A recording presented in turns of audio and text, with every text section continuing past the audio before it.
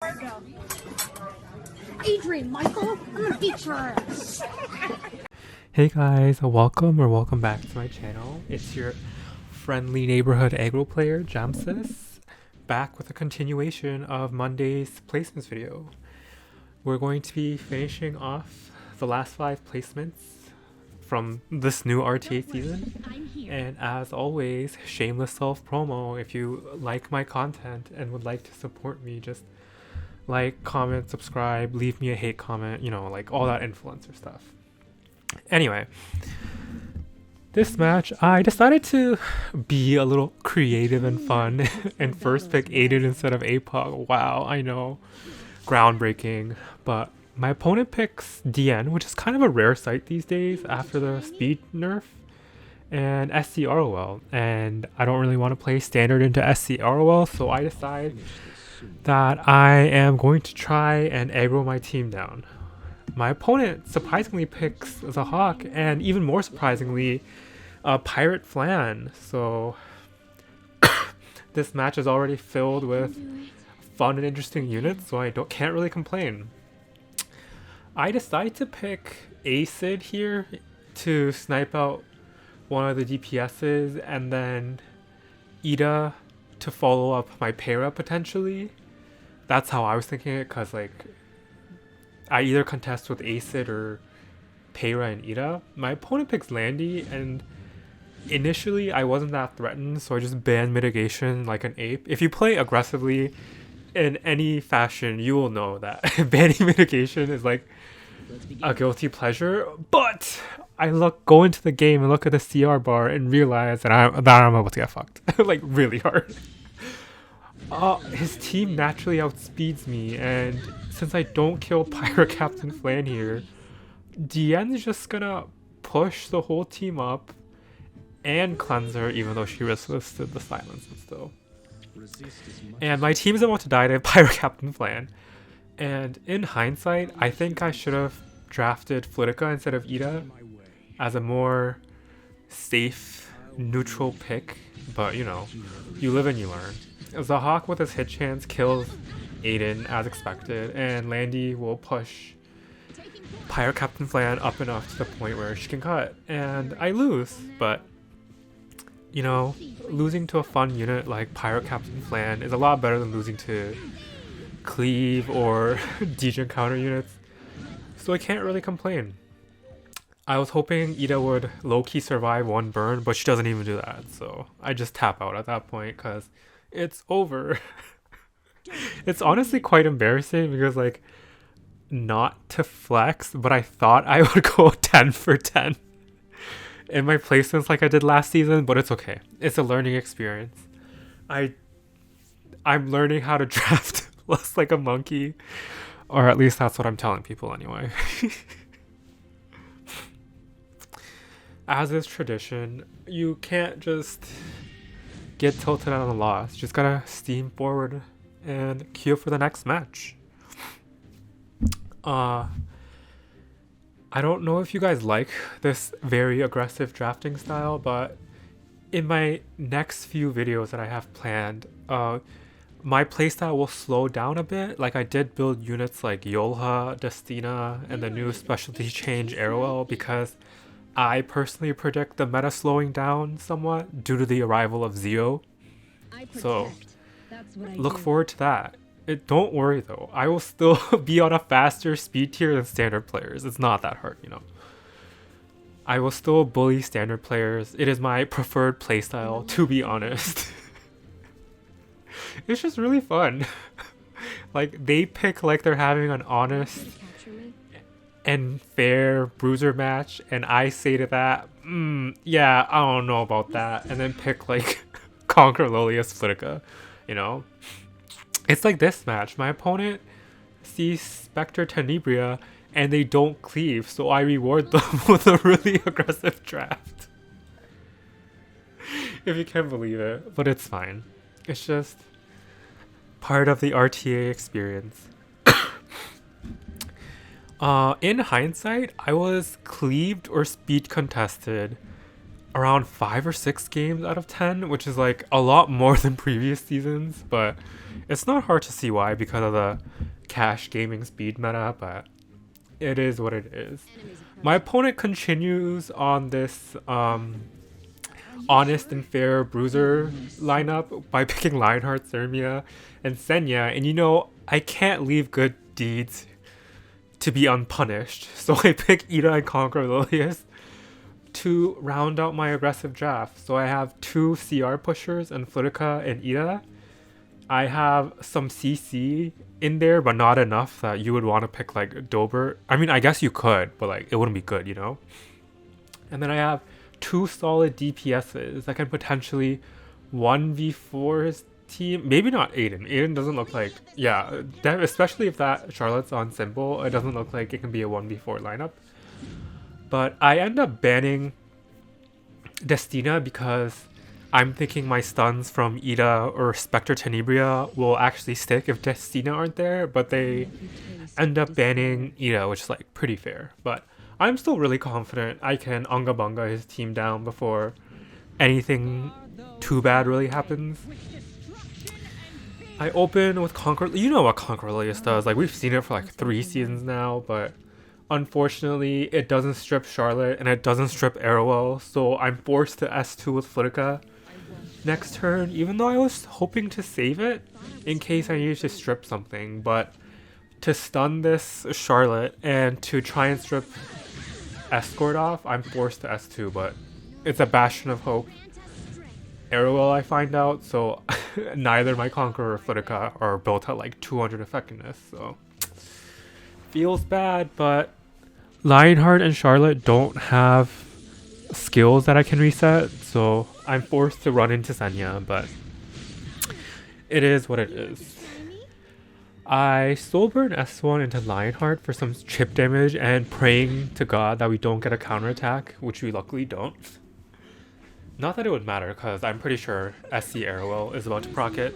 But I've lost quite a few matches in the last few days where I Soulburn S1 on S10A into Lionheart, which causes a dual attack, and then I lose to the Lionheart S3 S1. But, you know, it's just hidden unity set against Lionheart. You know, you already know the drill. It's the RTA experience. We're not allowed to have fun. Only our opponent is allowed to have good RNG and fun. I get pretty confident here with like, oh, I was thinking like, oh, I have Vigor attack buff, like easy one shot onto Lionheart. But it turns out this Lionheart's on proof, and with Escort, it only does like a dinky 6k damage, which is like kind of an L, but it's fine. I'm just hoping that this Lionheart Thermia is not on lifesteal so I can continue aggroing her down. Most of my team has invincibility, so they're not going to take any damage, and they still have skill nulls from Faithless Litica, so it doesn't really change much. But as you do see, this Lionheart is on, this Lermia is on lifesteal, so it's going to be a long match. But it's fine. It's just, that's just how it is. I contemplate S1ing the soul burning the S1 for the debuff, but I get the debuff anyway, so like, you know, like, what can you do when you're just so good at this game? Yeah, Lionheart's just gonna get proc like a billion times. I really do want Lionheart, and I'm saving up galaxy coins for her, but I'm only at 20. I need 20 more, which is gonna be kind of sus. I failed to realize it during the match, but my Aiden actually kills herself on the Senya anti-crit thing, which is like very relatable. Living in this economy, like, what a bad fiscal decision. Do you know what I mean?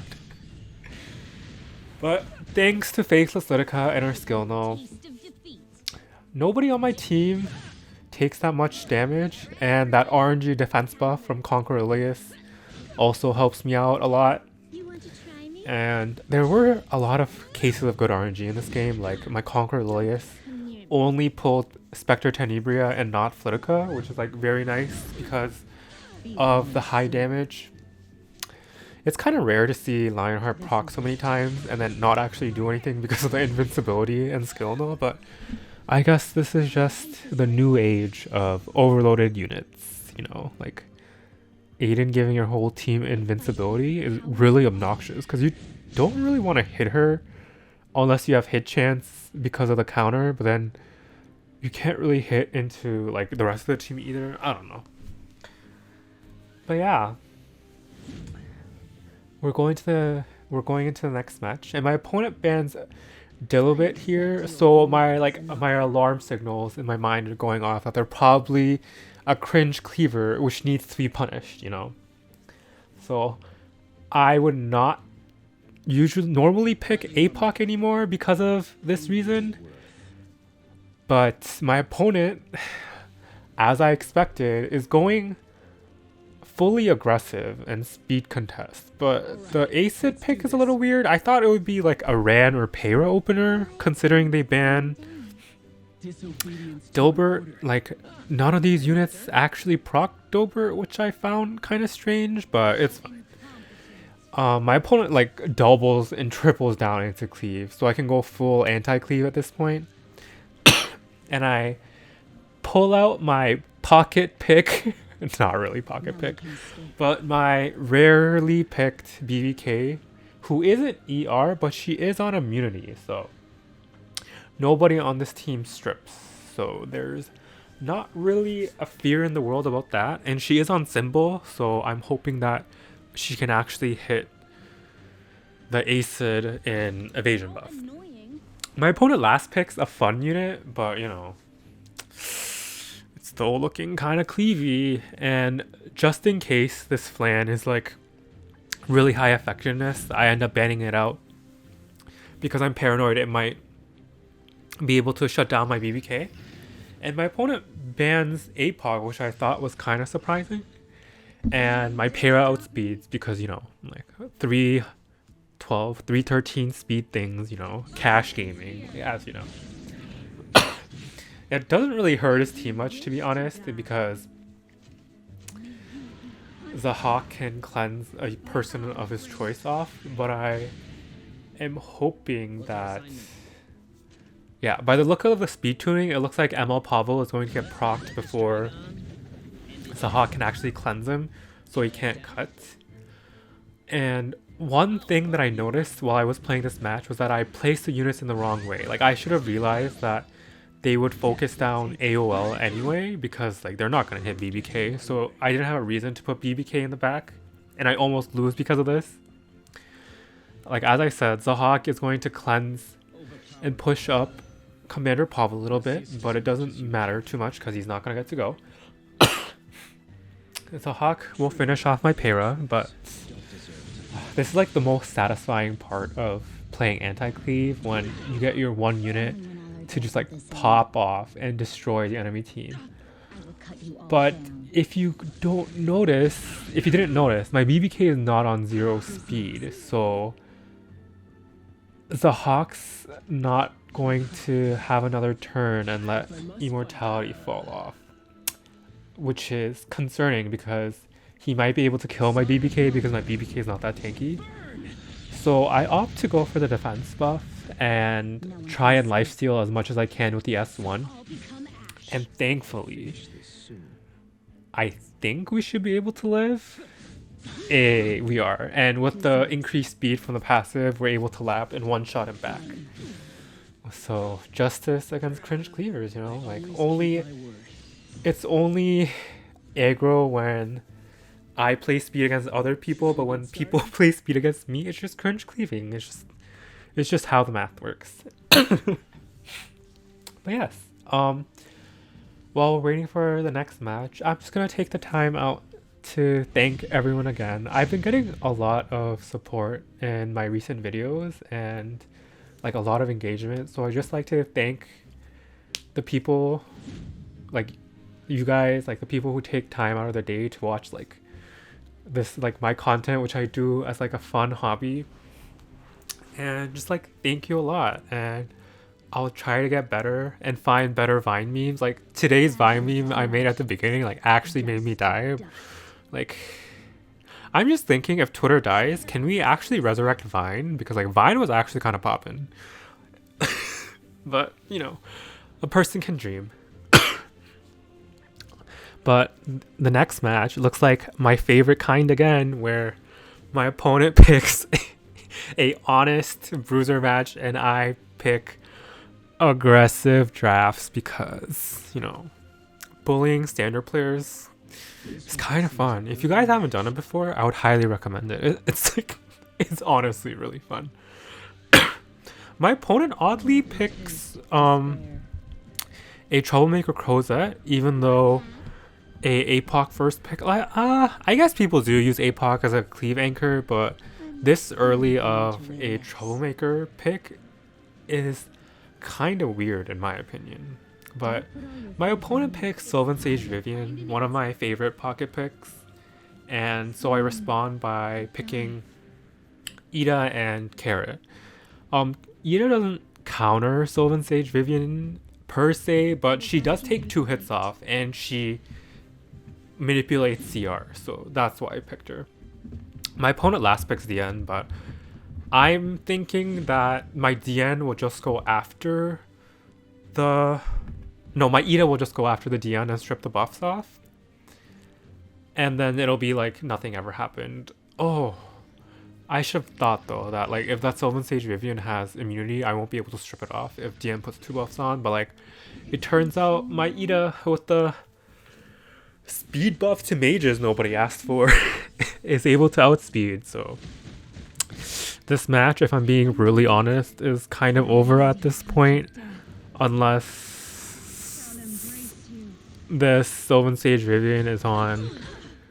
I don't know if Counterside would even save it, but yeah, this match is basically over. I can finish off both Sylvan Sage Vivian and Carrot, no, and Alencia, especially with the increased S3 damage from Spectre Tenebria at S3 because of the debuffs. We got a lucky dual tag, but like again, it doesn't matter.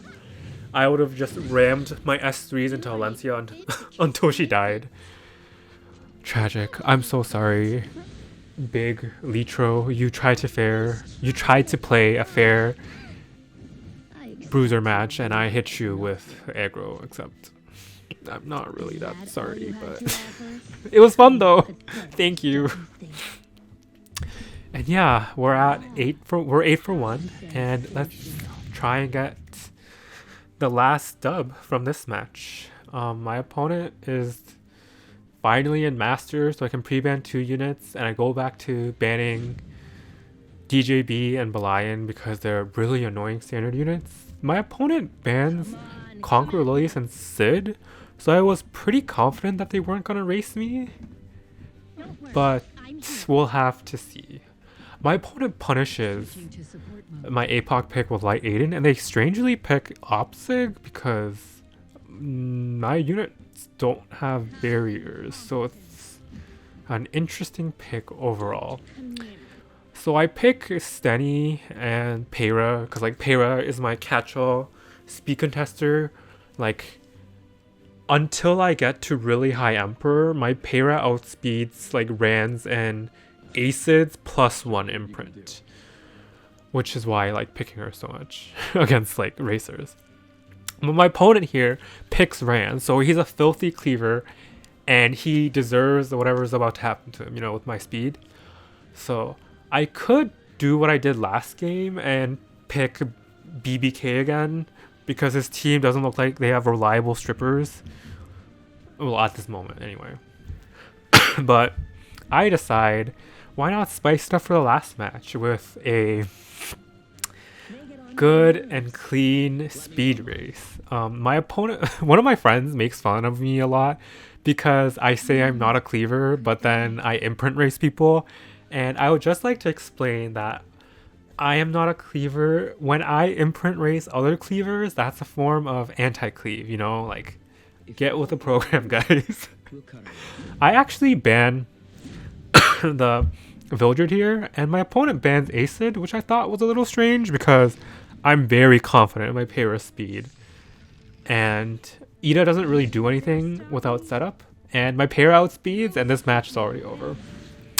So we were able to finish off placements 9-1, and my opponent quits, so it's like kind of tragic, but like understandable really. We're placed into Masters for the upcoming season, and we're able to finish off the series 9-1.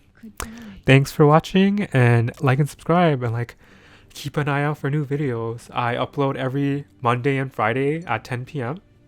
And yeah, I did this really early. Like I was ranked 200 when my placements finished, so I was pretty surprised about. But yeah, I'll catch y'all next time.